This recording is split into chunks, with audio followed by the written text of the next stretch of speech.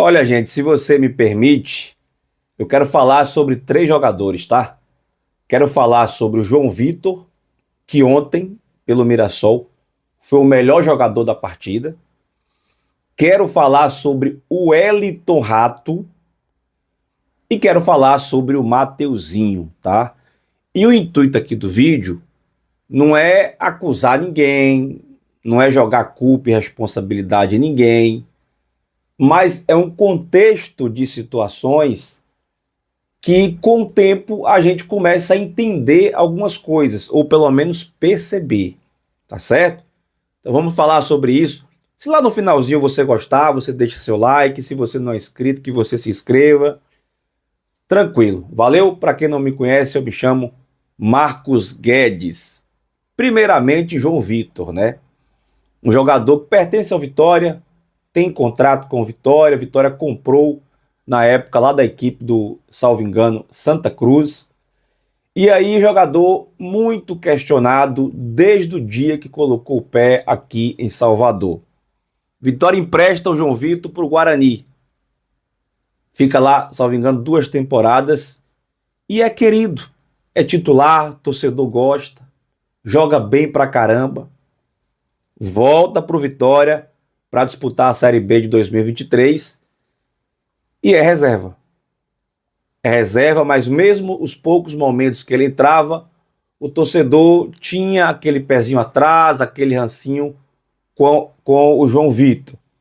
Bom, acabou a Série B, chegamos na temporada 24. O que o Vitória faz?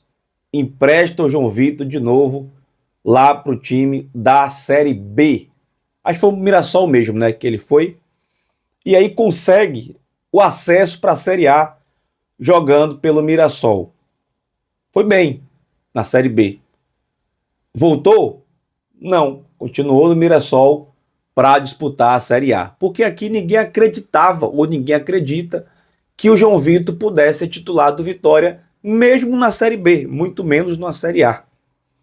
E aí, rapaz, o Mirassol faz uma campanha excepcional, muito além das expectativas que tinham no começo da temporada, e o João Vitor é titular absoluto.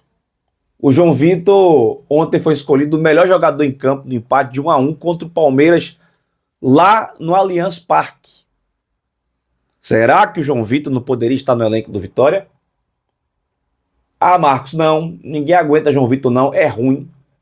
Por que é ruim pra gente e é bom pra eles?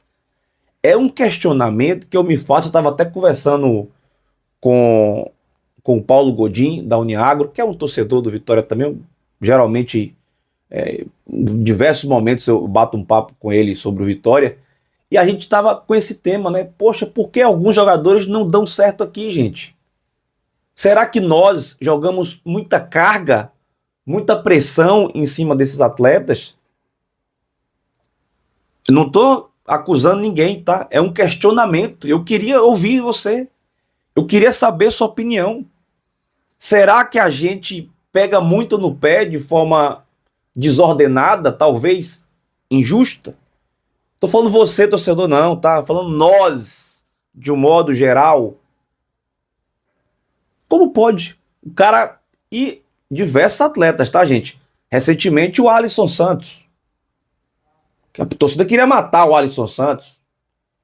E aí o cara é vendido por quase 10 milhões de reais para o clube de primeira prateleira em Portugal.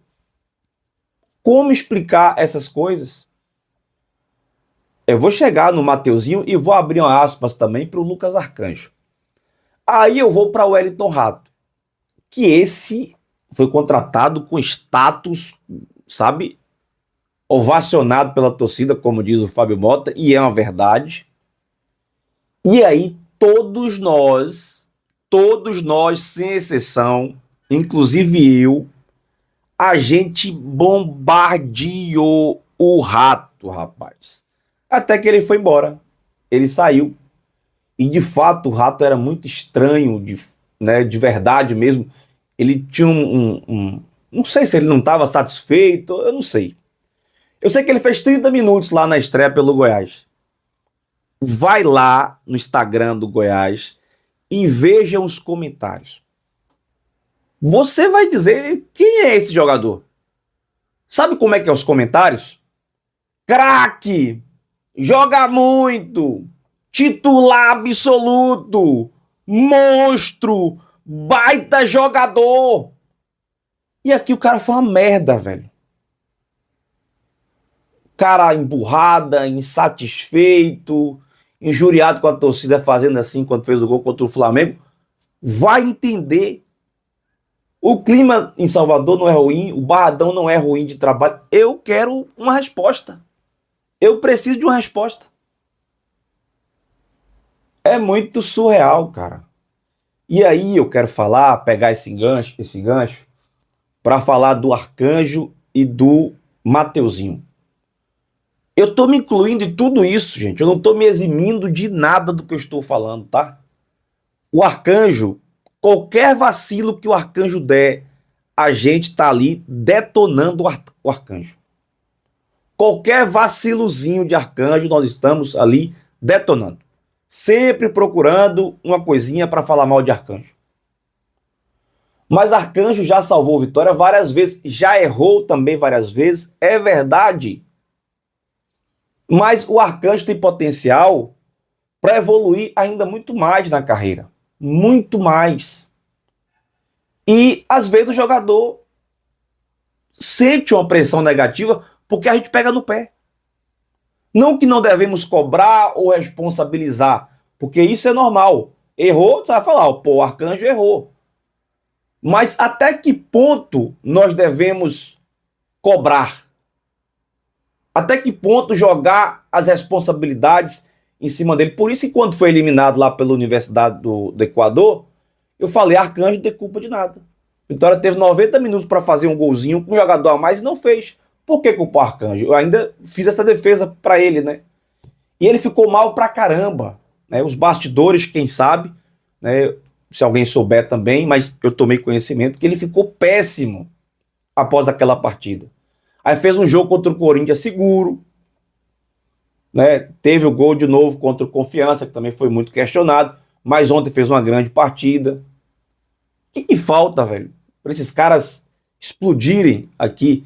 Por exemplo, nós demos um carinho absurdo por Wagner Leonardo e ele deu um chute em nossa bunda, velho. Deu um chute em nossa bunda. E olha que o Wagner também errava em alguns momentos. Assim como o Arcanjo. Mas Arcanjo não tem o mesmo prestígio que Wagner tinha. Não tem. Não tem. Então eu queria entender. É só um questionamento. É só um questionamento. Queria que você me ajudasse a compreender por que tudo isso. E aí vamos falar do Mateuzinho, que era onde eu queria chegar também. Porque eu já tenho visto comentários, né? Inclusive até uma pessoa, uma mulher, chegou para mim no Instagram e falou, Mateuzinho é jogador de Série B, pare de defender ele. Assim, eu respeito a opinião, mas você se lembra no ano passado? Série A do Campeonato Brasileiro? Quantos jogos Mateuzinho ajudou Vitória? Cara, teve um Bavi que Mateuzinho destruiu lá na Fonte Nova. Ele destruiu. Teve um jogo contra o Atlético Mineiro lá, jogo do 2-2, daquele golaço de Alejandro, ele destruiu. Diversos jogos ele foi peça importantíssima. Contra o Fluminense, aqui no Barradão. Teve vários jogos que o Mateuzinho foi extremamente importante para o Vitória na Série A. Jogador decisivo, jogador diferente. Aí esse ano, não, jogador de Série B, jogador comum. Claro que o Mateuzinho não é um cracaço de bola absurdo, mas ele tem a importância dele. O Mateuzinho, gente, voltou a jogar pelo Vitória esse ano lesionado para ajudar. Chegou a ser colocado de falso 9 no Bavi da final. Mateuzinho retornou machucado. Mateuzinho acelerou o processo para voltar mal fisicamente e ainda lesionado. Tudo isso você precisa colocar na conta, velho. Desculpe o velho, né? Pô, velho. Mas tem que colocar na conta. Quando o Mateuzinho pega na bola, você acha que jogar contra o Internacional, contra um Botafogo é fácil? É time aqui, ó, prateleira mais alta do futebol brasileiro. E nos jogos que eu tenho visto, agora esses dois, por exemplo, o Mateuzinho, ele sustentou, foi um dos poucos jogadores, junto com o Ronald, que conseguia sustentar a bola no setor ofensivo. Agora, sozinho esqueça. Esqueça. No ano passado, o Mateuzinho tinha ali um Oswaldo numa fase boa, tinha um Alejandro numa fase boa, o próprio William Oliveira numa fase boa que aproximava. Né? Hoje em dia, a defesa não se aproxima quando o time está na frente, é retranca mesmo o time do Carille. Lá na frente o Lucas Braga não dá opção nenhuma e o Kaiser não sustenta. O Mateuzinho fica sozinho, sem opção. Os laterais não vão. Vamos ver aqui no Barradão, domingo, com Vitória um pouco mais ofensivo, para a gente ver como é que vai se comportar o Mateuzinho, o Ronald. Mas não vamos queimar o jogador, gente.